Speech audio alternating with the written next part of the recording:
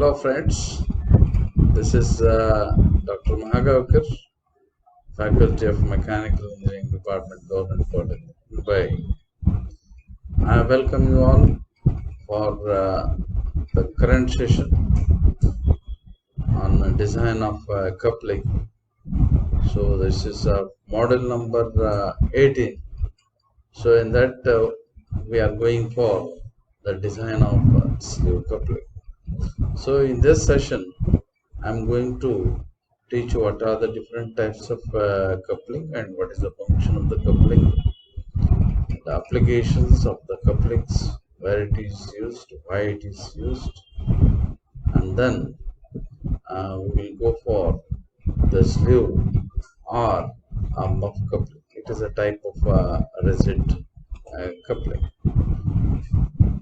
So now let us we will go with the presentation.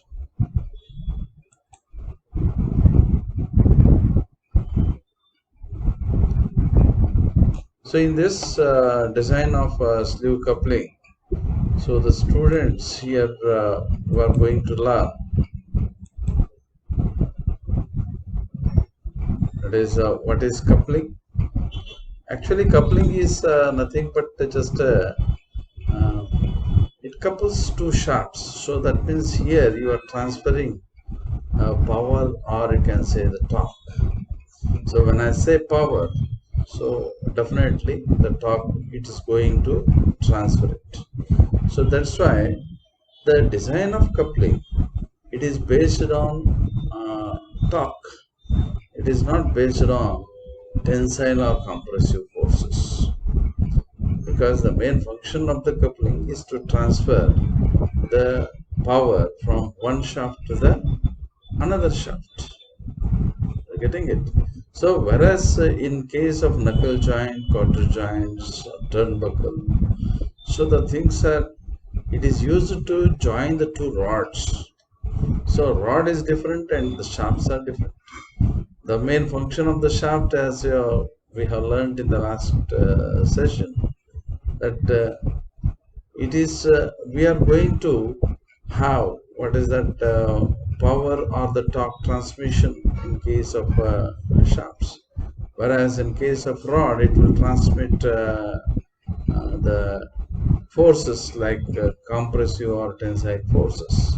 So hence the knuckle quarter joints, they are designed based on the tensile or compressive loads, right? And they are not used for transmission of power or the torque. So the coupling. So here again after this the purpose you have studied and the classifications you are going in detail. What are the different classifications are there? Okay, and then the applications also you studied. So materials used, that is the design of a sleeve and muff coupling. Usually the couplings, the flanges of the couplings, they are made up of caster. The sleeve in case of muff coupling, it is made up of caster. So now let us we will go with the things, that is how types of shaft couplings and all.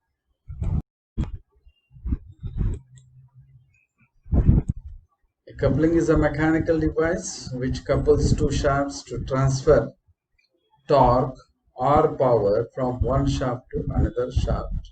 Two mechanical devices we are bringing together. So that's why we are getting the misalignment between the shafts. Okay. So suppose let us say the pump is there, and if you want to drive a pump, so we need to have to connect a motor to that one. So pump is one device and the motor is the second device, and these two shafts I have to bring it together, and when we are aligning, so there is some misalignment will be there because of the things. If you are a skilled person, if you are using it, we can get around 90% or 95% of alignment. We can do it in a better way. But anyhow, some because of the turning, that is a manufacturing defect, some losses will be there. some misalignments going to happen. So because of that, if wherever we are finding that alignment is not proper, in that case we are using the rigid coupling.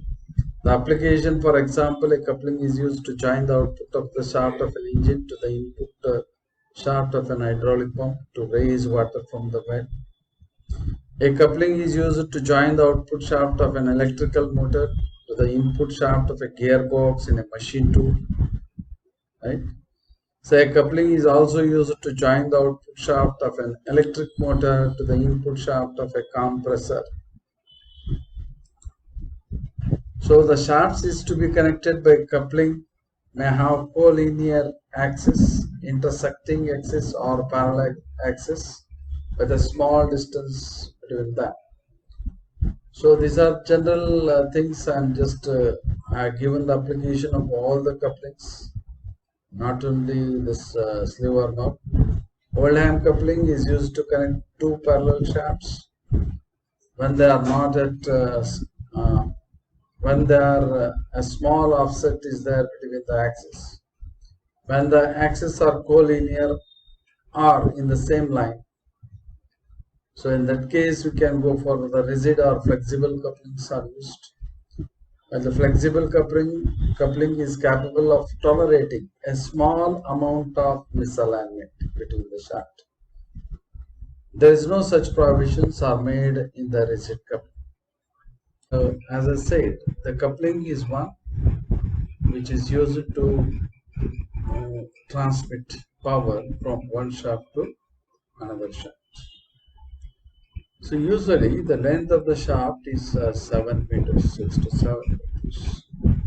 And if you want to connect from one shaft to the another shaft, that is power if you want to transfer it. So in that case, we have to go for the couplings.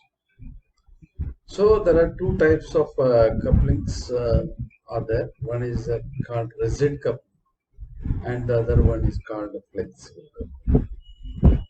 So what is a rigid coupling?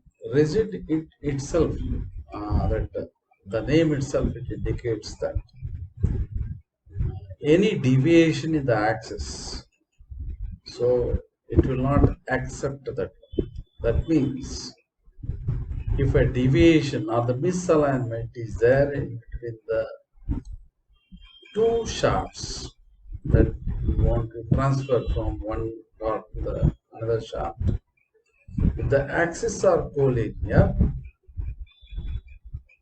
if it is a perfect alignment, so then only we can use a rigid coupling. So it will not allow any flexibility or permissibility of deviation between the shaft axis or the offset or askew, that is an intersection angle, that is some angle with the axis of this one with the other joining shaft. If any doubt is there in that, so in that case we have to switch over to the flexible coupling. Okay, so rigid coupling they are used for more higher torque. It is used for the higher torques and usually these types in the under rigid coupling are the sleeve or muff coupling. It is one, and the second one is the clamp or a split muff. It is called clamp coupling or split muff coupling or compression coupling. So two halves will be there, and then there we are going to fix it on the shaft, two shafts. So the third one is the flange coupling. So flexible coupling, it is used to connect two shafts having both lateral or angular misalignment.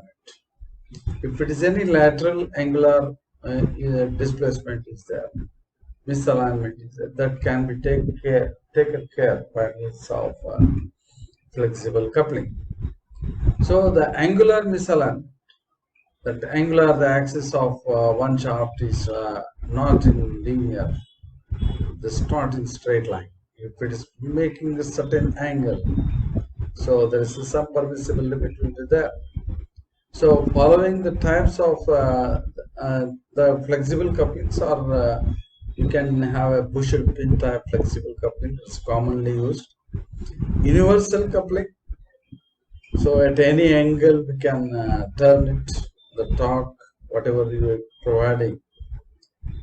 The shaft propeller, which is from the truck, from the gearbox assembly, that it goes to the differential box. So there, the propeller shaft is connected to the differential gearbox, so the universal coupling. So Oldham coupling will be there. So Oldham coupling is one there we are having certain offset between the axes. So these are the different types. In that we are going to detail. So for this session we are going in detail about sleeve or muff coupling. Okay. So let us we will I will go through, share you some photographs of that one, that is how you can see it. So this is a muff coupling or a sleeve. A sleeve is nothing but this is what you can see here. So this is a sleeve. This is also called muff, sleeve or. So generally, so it is made up of caster. Is that? It is made up of caster. And this is a hollow. It is just a hollow shaft. It is just a hollow shaft. Right. So it has got a keyway. Half keyway is there to insert a key. This is key. And this is one shaft. This is the second shaft.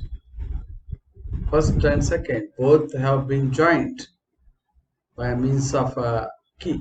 That means, so this end, if it is connected to the motor, so the power is transmitted from this shaft to the key, and then key to this sleeve or muff, and from muff to the other half of the shaft. So we are inserting the two shafts here. It is like this. So this is one shaft. This is, you can take the another shaft. Right. So here is a half slot will be there. Here it will be there. This one. So we have to insert it, and then we have to insert the key, which usually the length of the key is 3.5 times the diameter of the shaft. If D is the diameter of the shaft, so then for that one, this is sleeve or muff coupling. So if it is a half, if you take half portion is there, right? So that is called split. If I make two halves of the sleeve, so it becomes a split type muff coupling. And if you provide any provision for clamping these two halves, you can have a provision for bolts. So that is called a compression type. So the bolts are there to clamp these things. Okay. So it is very easy to insert a key in case of a split muff coupling, whereas here it is somewhat difficult. Okay, so you can put that one, and then you can, by clamping these bolts. So it is sometimes it is also called as compression type muff coupling. Okay, so this is a rigid coupling. Here the axis of this is in axis, they are in line. So there is no 100%, you can say 95 to 99% if it is there. So then I can say we can use a muff coupling. So this will, if it is aligned, then only we can fit this key. Otherwise, it's not possible. Okay. So there is some always there is an eccentricity. The whatever the shaft you are manufacturing, sometimes the cylindricity is the problem. It will create the shocks and vibration, right? That means that it should be concentric. So this circle and this circle should be concentric. So there is a manufacturing defects. So this manufacturing defects lead to the misalignment. Is it clear? So that's why we are not saying 100% we must get a proper alignment. Always some misalignment will be there. We can get to around 90-95% or 99% even, but not 100. We cannot achieve 100% alignment. Okay, so misalignment will be always there. So that's why it should be used for lower RPM. Why the lower RPM is there? Because if it is connected to the higher RPM, if the shocks are there, if it is transmitting power, say some shocks, so it is connected to the bearings, right? So the bearings will be there here, and if the shocks are there, and if it is running with a high speed around say 2000 rpm, in that case, so that in one time, whatever the in 1 rpm, whatever the shock you are getting, so in a minute, the 2000 times the shocks you are going to get it. So that will, if it is not aligned properly, the more shocks will be there. Because of this heavy shocks, the bearing failure, you are going to get it. So that's why, to avoid this one, so that's why we are going for lower speed. So when the speed is lower, that means torque will be larger, because torque is direct. Torque is inversely proportional to speed. So now here, let us I will write down what is torque, which is equal to power multiplied by 60. So here, power is in watts. Okay. N is in meter. So that means the torque is inversely proportional to N. Is RPM.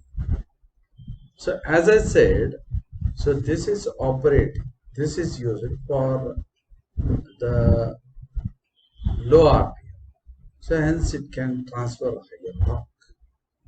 So wherever the higher torque it is required, or with the low RPM, so it is suggested that we can use a rigid coupling, whether it is a muff coupling or a flange coupling.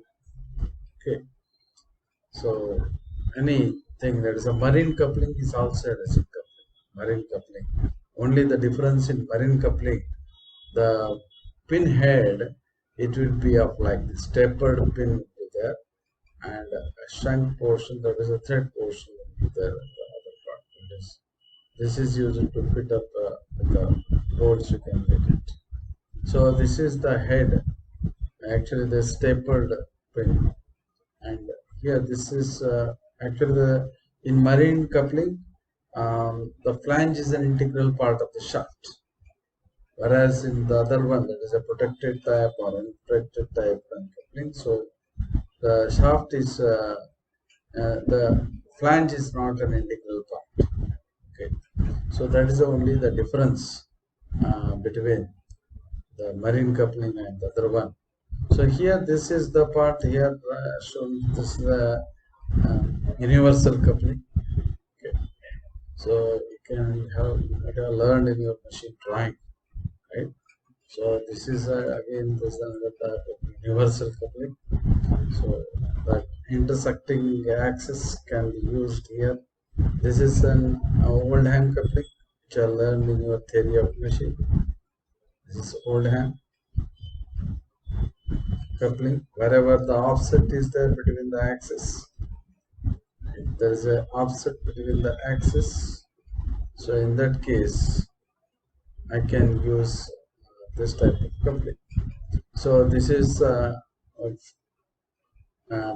Busher pin type flexible coupling. So this thing, it is used here, the rubber bush or leather bush we are using it. Okay, with the use of this, we can compensate. That is the shocks. It can dam those shocks which you are getting. So the life of the bearing will also increase, because usually wherever the alignment is the doubt is the alignment is there, and if it is uh, you are using for higher speeds, so it is better to go for the bushel pit type flexible coupling.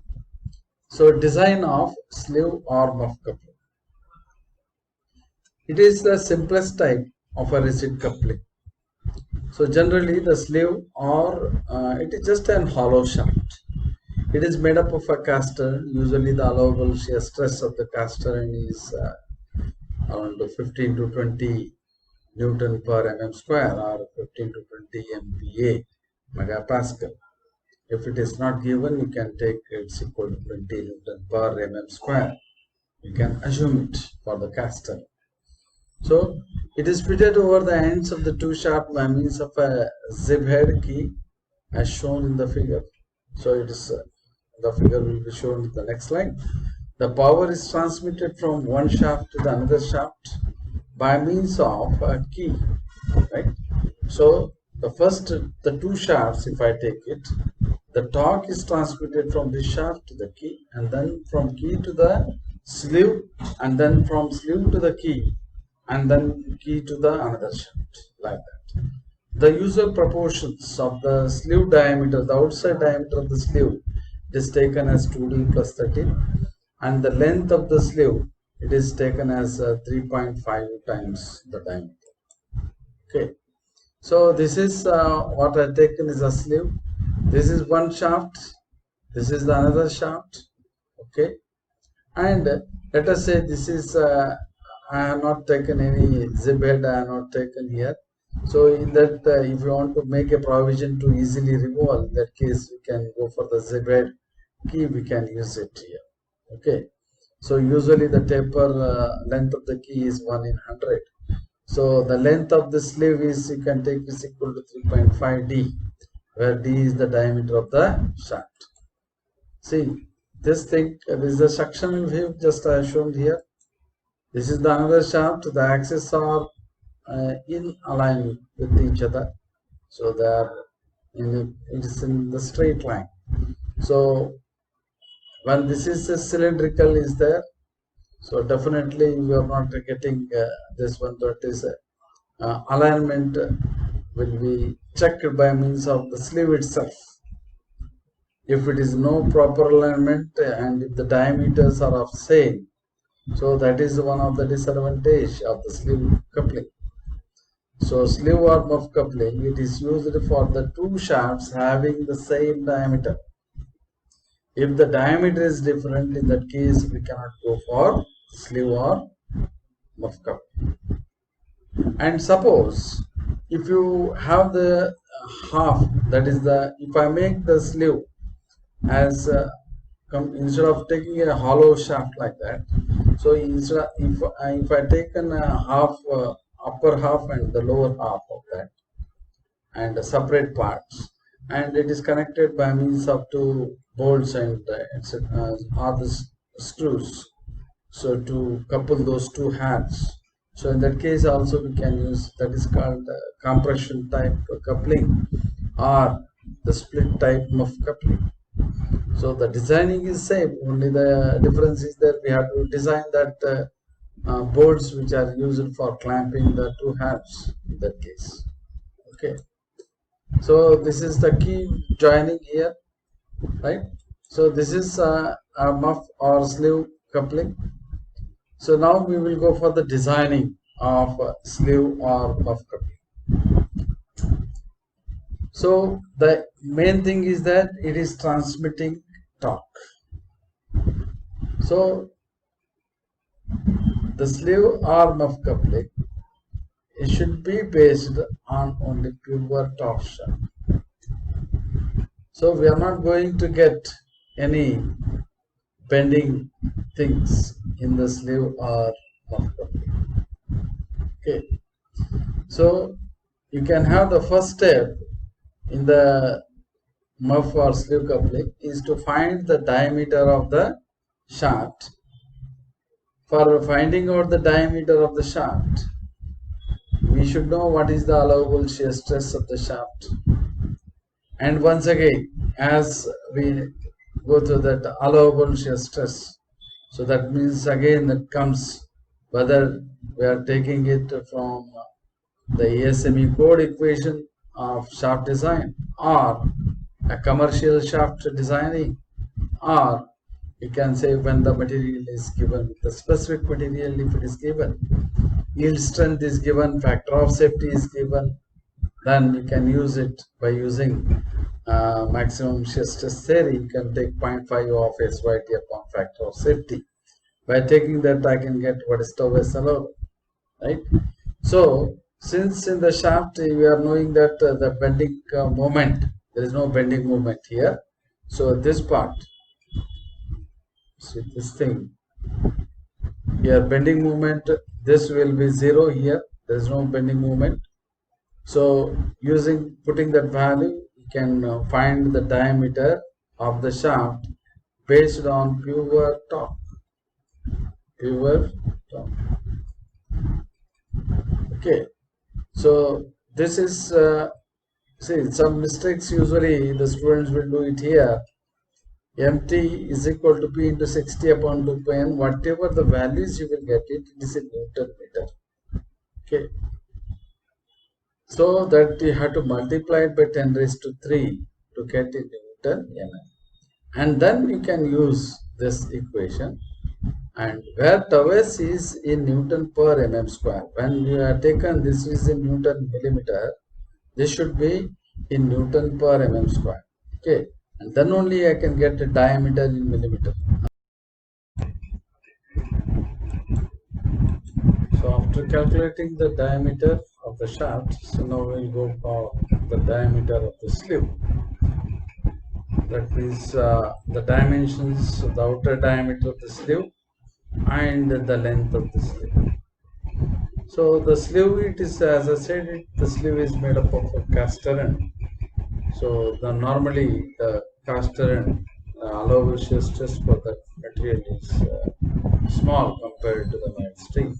So it is around 15 to 20 Newton per square.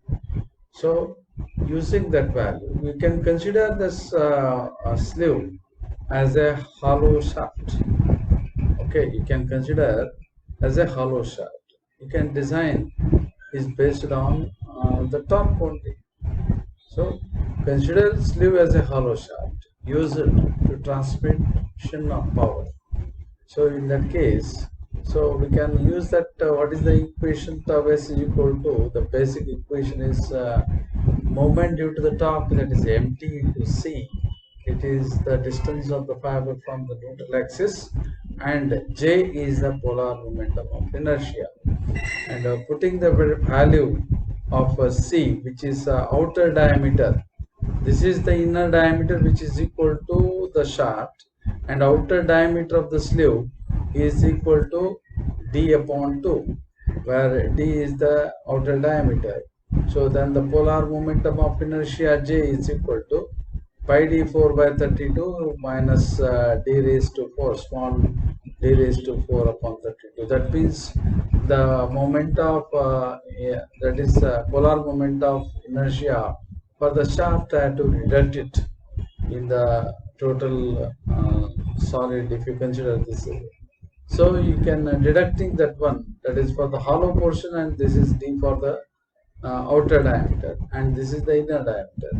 So taking d4 as a outside, we can get pi d4 by 32 into 1 minus k raised to 4.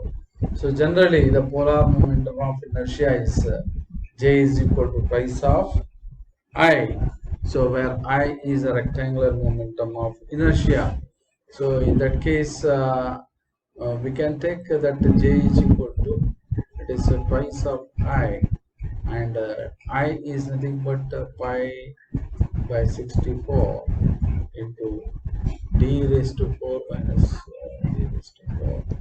So I can, if I take d4 common here, 2 that comes, so 32. So you can get this equation, and now d4 if I take it common, so that k is equal to, is the ratio of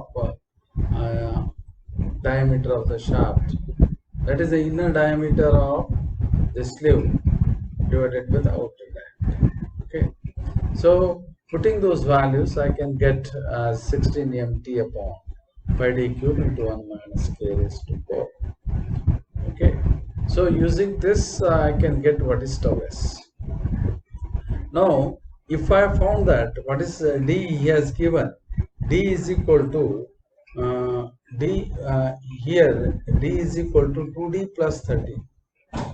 Okay, if you put this value in this equation, d is equal to 2d plus 13, and then putting the values, I can get what is k here. I can, because you have already found what is d, right? And after finding d, you just find out what is d by capital D. So that ratio is k, and put that value over here and try to get what is tau s. This is called induced stress. This is induced shear stress. This should come less than the allowable shear stress, or else if you are getting, if this is exceeds, if this induced stress is more than the allowable, so in that case you design diameter based on that stress. So here you find out the outer diameter based on the tau s value. Okay, so like this, if you can find the diameter of the sleeve. So the design of key, this is the remaining part, is only the key is left.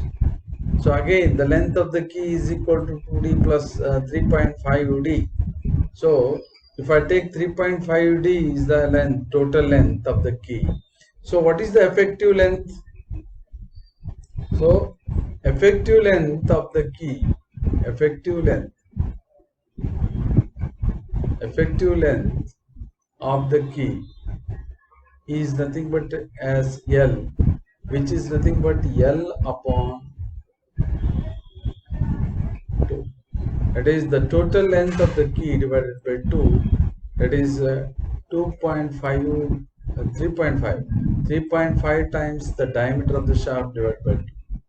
Okay, so that means actually, see, the shaft is transmitting power, torque, to the key, and then key to the sleeve, and then sleeve to the key, and then key to the shaft. So that's why when we are taking here, designing the key, we have to take the effective length is half of the total length. You're getting it? So like this, we have to take it, and based on that, what is the torque is equal to, based on, there are two failures in the key. One is the shear failure and the other one is the crushing failure. So if you take a shearing failure, B is the width of the key, which is equal to d raised to 4. Okay, B is equal to d by 4, and L is equal to this 3.5 d upon 2. So you can put that value and find out, you just find out this tau s, induced stress in the key, that should come less than the allowable stress, or else you can find B from that. Okay. So this is the dimensions, just I'm taking it with the bigger one, so that you can get it very easily. L is the length, total length is nothing but 3.5d. So the effective length is what? Half of this. That is the effective length. Okay. So the key is this, and this is the sleeve or muff. Right. This is the shaft. So design of key, as I said, it is based on the things you can write down like this. So this is sleeve, half is there in the sleeve portion, and half slot is there in the shaft, right? So you can join it. So now here I am going to insert this key. So usually chiped key we are using it. So anyhow, here I am not sure that one is a tapered key I have taken. So anyhow, that diameter d of the shaft, if d is the diameter, L is the length, so and t is the thickness. So the probability of failure is that if this is key is stronger, if key is weaker, so then it will try to, half of this key will be retained in the shaft and half will be there in the hub portion. you are going to get a shear failure. So that is the area will be B into L, where L is the length and B is the breadth. Okay. So here, so this key is taken, this is the tangential force applied to that, right? So again, you just put the value of this resisting area and shear is B into L. Okay, B, this is the length L, B is the breadth. So this is the red color where it shows that is the area of failure, right? So here, that is how it is going to, how the failure. I think your doubt is cleared with this animation. The other part is the design of key based on crushing failure. Resisting area and crushing is T by 2 into L, where this colored one, which indicates that is this area. So this colored portion which I have shown here, from here to here, it will be of this, right? So when the force is applied in this direction, so the point is that contact will be there in this portion. So this length, it is nothing but T upon 2, right? The total is T and this is T by 2 into L. So that is the projected area. So this is the bearing area, crushing area, and crushing area multiplied by the stress, resisting area multiplied by the stress is nothing but the internal resistance. So internal resistance multiplied by the diameter divided by 2, that is the torque. So resisting strength in crushing into the radius of the shaft. If you do it, you will get the torque.